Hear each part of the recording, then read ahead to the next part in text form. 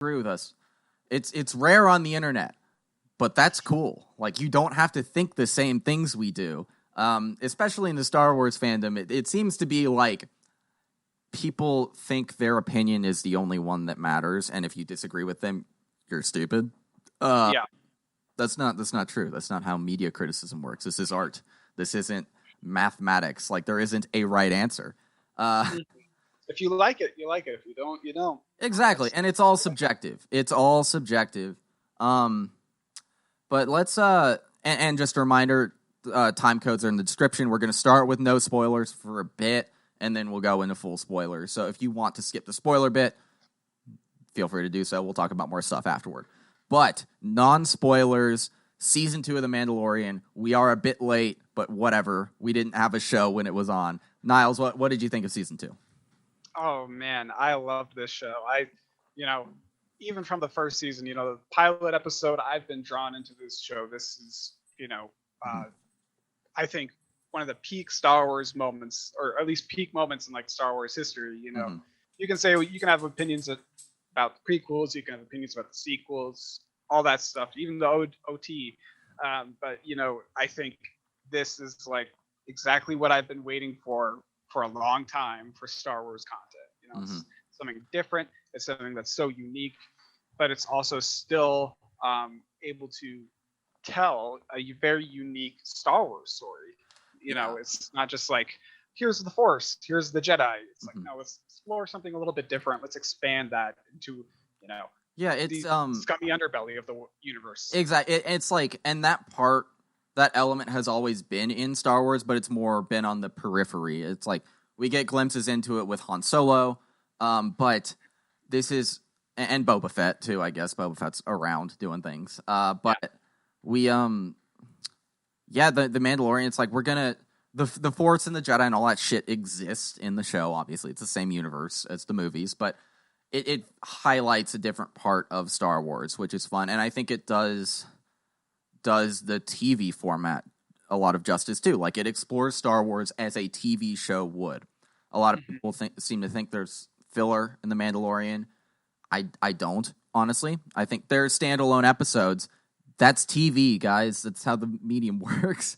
It's like the main character is sometimes going to be on the serialized story. Sometimes it's Monster of the Week. That's X-Files. That's Arrow. It's Supernatural. Like, it's Law and Order. It's any TV show. Like, they always have standalone episodes, and that's okay. Just because Netflix doesn't do it doesn't mean it's not valid for the medium.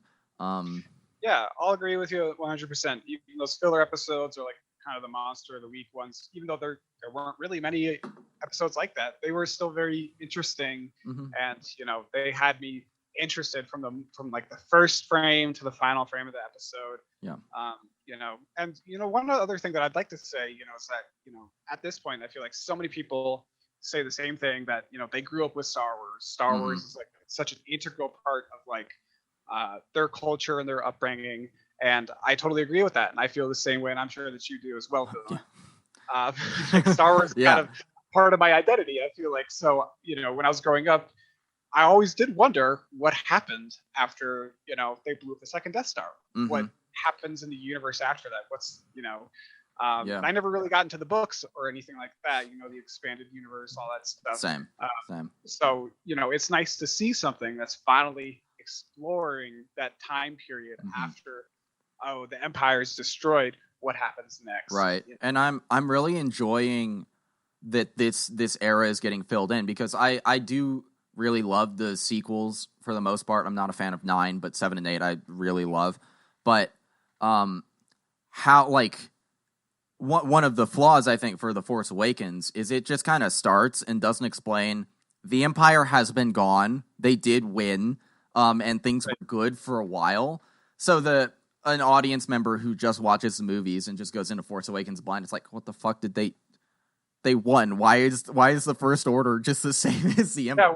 Where these bad guys come from? Like, and it's like, it could have been very easily fixed in that movie if they had just had like an extra line in the title crawl, but that's beside the point. But seeing the world in the era of the New Republic is kind of cool, and seeing it from the perspective of someone who is an outlaw like the Mandalorian is interesting. Like, he would have been dodging the Empire previously, and now he's dodging the New Republic. It's just another authority to him and to the characters of this show, which is neat. And with the Cara Dune character being a rebellion veteran, it's a neat element, like she fought in the rebellion, and then society doesn't really have a place for her anymore after the war. That's like a lot of soldiers feel that, I think, after coming from war. So absolutely, yeah, and I think you're definitely hitting on a good point there, because you look at the OG trilogy, you look at the prequels, you look at the sequels.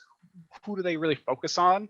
And it's like the heroes. You focus on the Jedi, you focus on the big baddies, you focus on like Princess Leia, you focus on like those core on the galactic scale conflict. Yeah, it's like you're like basically like bringing this whole huge thing and summarizing it down to just like 3 people, like Anakin and Obi-Wan and Padme. It's like those movies focus so much on just like these few characters that are like have the Force and like have all this influence and power, that we never get to see like civilians. We never get to see like the little guy. Yeah. We never get to see someone like the Mandalorian, like Cara Dune, like